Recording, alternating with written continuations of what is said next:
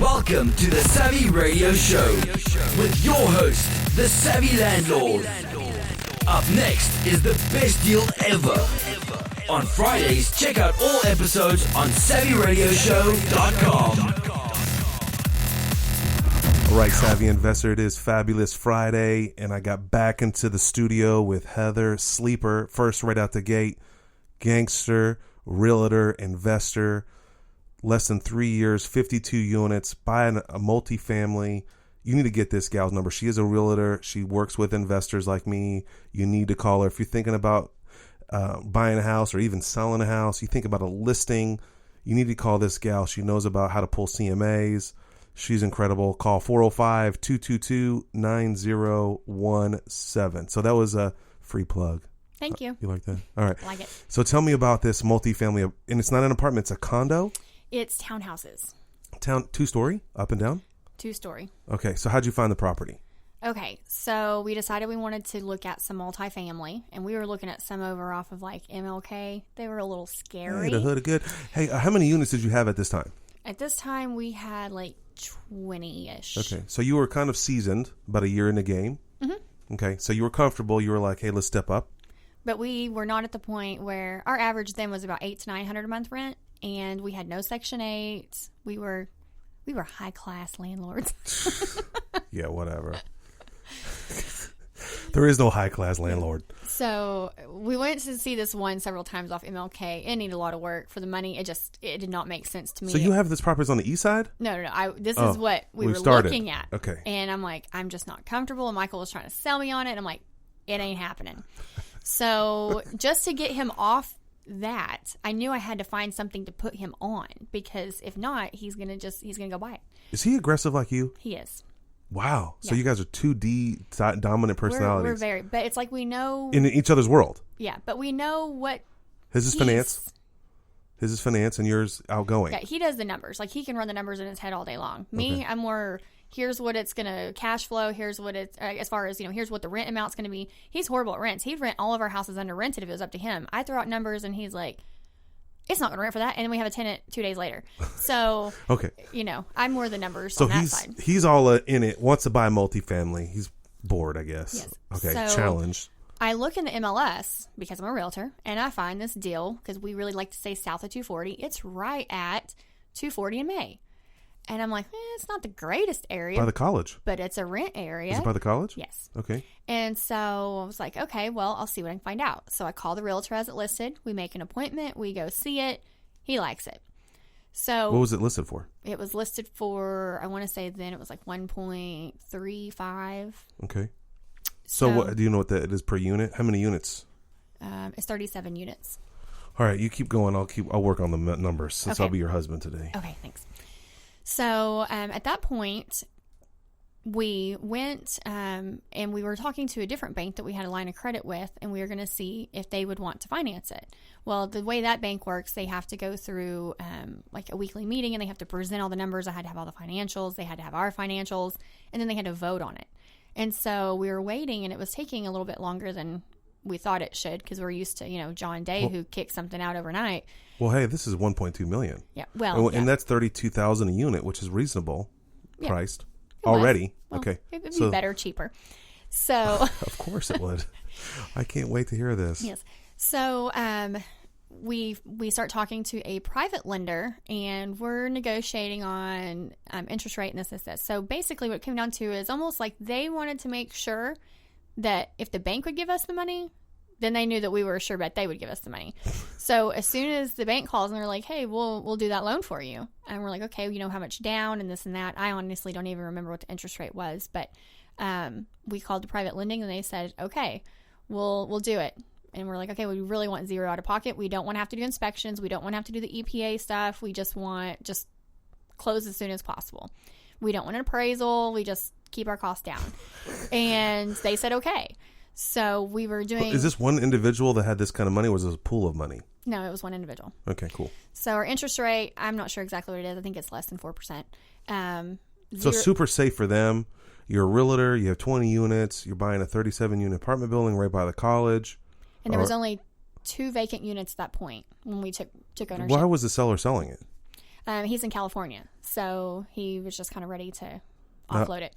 You could tell he had a maintenance man that lived on property, and he wasn't really a maintenance man. So you could tell things were really deferred. And so we decided, okay, we're going to move forward with an offer. So I go back on the MLS to get the information for the realtor to call him, and it's off the market. And so I email him, and he says, well, we had to pull it off, but it's still technically available. It was kind of fishy. And so I thought, well. Like, why? He pulled it off, or did it expire? He pulled it off. And so then I'm thinking, again, my gangster mentality comes in. I'm like, well, you're a driver.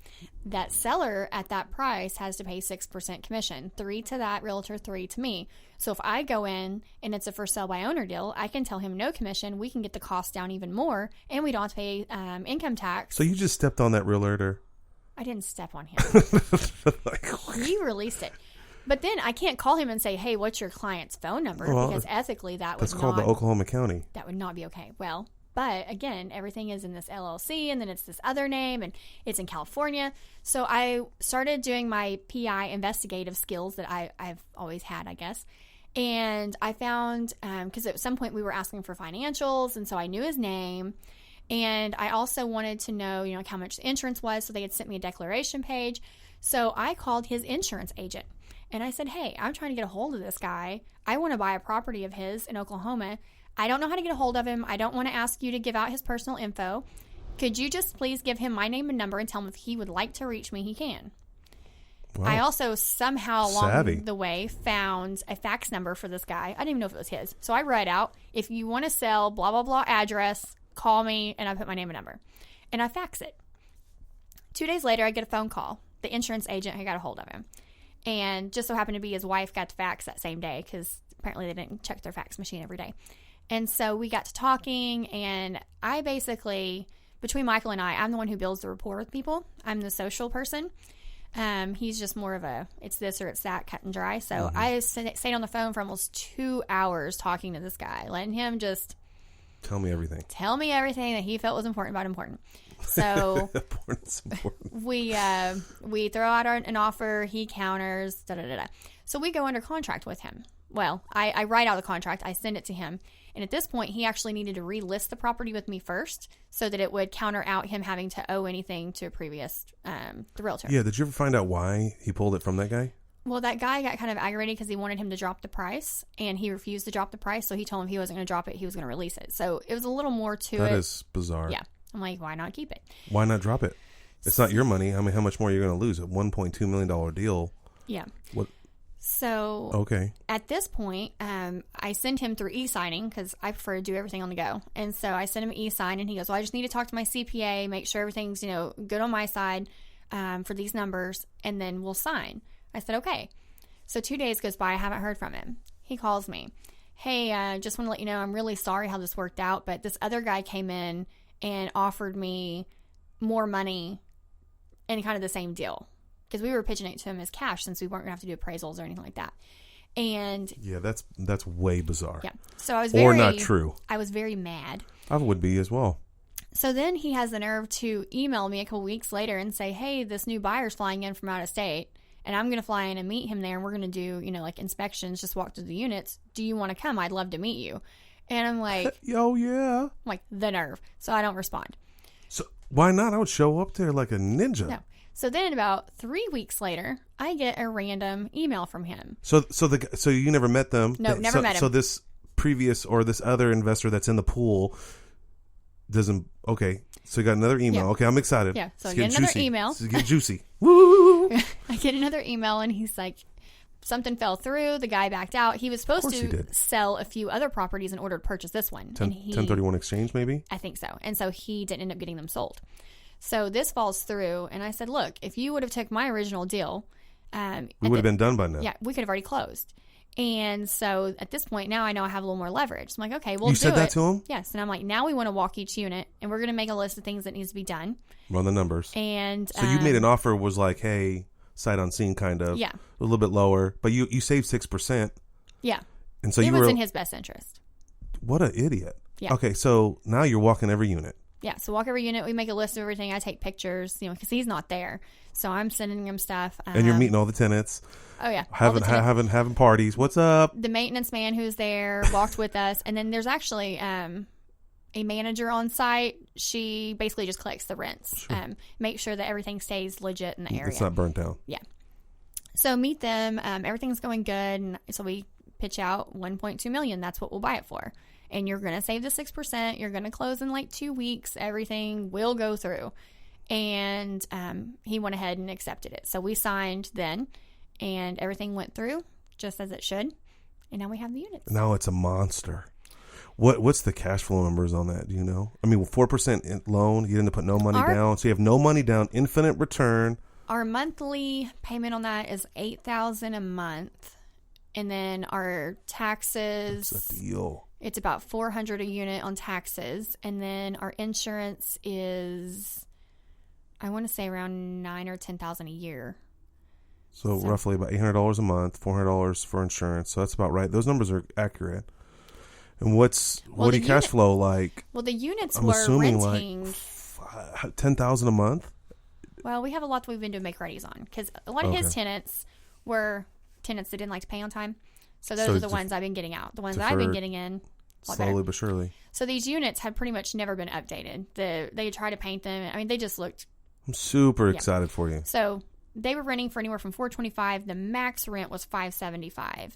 And there's some Section 8 things like that, which we're willing to work with. Sure. We had never worked with it before, but we're willing to work with it. And so now we're actually getting those people. We're updating some of their units to make them more comfortable. You can increase their rent. We're increasing rents, yeah, but we're not doing a huge jump. I understand. So, I'm talking like $20 a month rent. And plus, you're kind of dolling it up, right? I mean, I'm assuming deferred maintenance, you're painting it, cleaning it.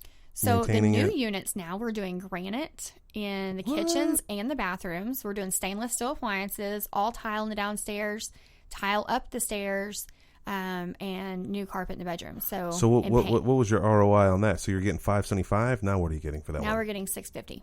Okay, so what's that? $75 more. Most people pay late over there on the lower units. So you like being a multifamily?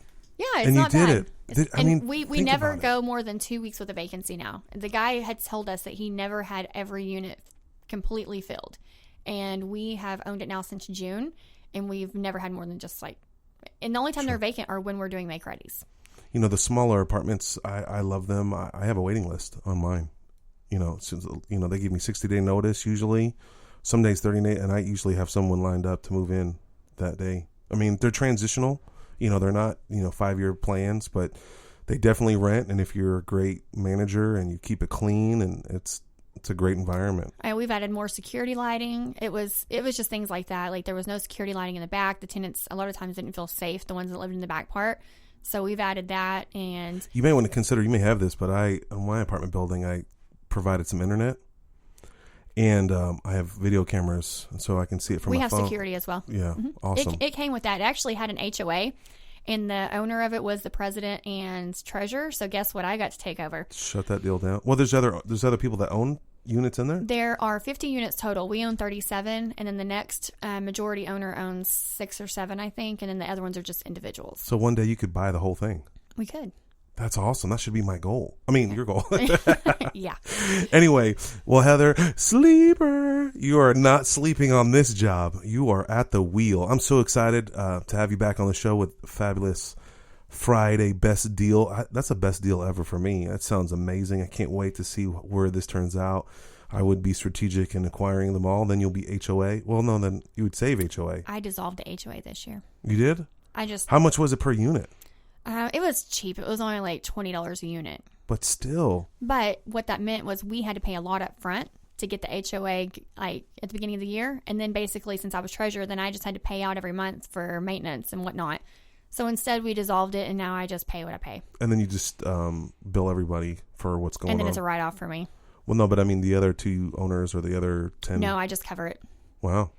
Now you're in charity. Most of those people didn't want to pay the HOA, so every year he was going and putting liens on their units. So this way, no one gets a lien, and I just get it done. HOA liens are very powerful. You can foreclose on them. You can own their unit. You might want to rethink about kicking the HOA back up. Interesting. And you can put a lien on if they don't pay. you can foreclose. The HOA laws are extremely strong. You can acquire that asset through HOA. But then my ethics part of my... No, that's ethical. I don't know. Listen, I don't want to get into this. Is supposed to be know. best deal. Listen, I'm just trying to be savvy. That's all. I'm just opportunities. Cutthroat. You gangster. I'm not cutthroat. Hey, if you don't pay your HOA, I mean, it's realistic. Like, I have HOA where I live. I mean, they maintain the roads. I mean, I'm not in a blinged out crib. It just covers the roads. It's very inexpensive. A friend of mine just bought a condo and his HOA is $35.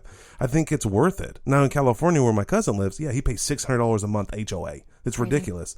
But if you're paying $35 and you can't afford it, you know, $300 a year to cover the emergent, you know, sign, okay, minor stuff.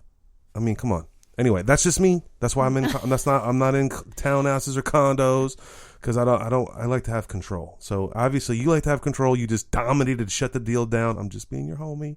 I'm just telling you what's cracking. Anyway, it's been a pleasure. Again, what's your phone number? Because you need some more clients. Gangster, you guys can gangster up investors. What's your phone number again? It's 405-222-9017, and the email is heather@dillardgroup.com. All right. If you got a deal you want to sell, you want to share on here, let me know. Best Deal Friday. Whatever you do, buy assets, go to thesavvyradioshow.com. Leave me a voicemail, and I'll get you on the show. Thanks, Heather. Have a great day. Thank you. Investor Weekend is not far off, with over 10 information sessions to increase your portfolio. Log on to www.investorweekend.com. Whether you are a seasoned investor or never purchased a property before, you don't want to miss the Investor Weekend.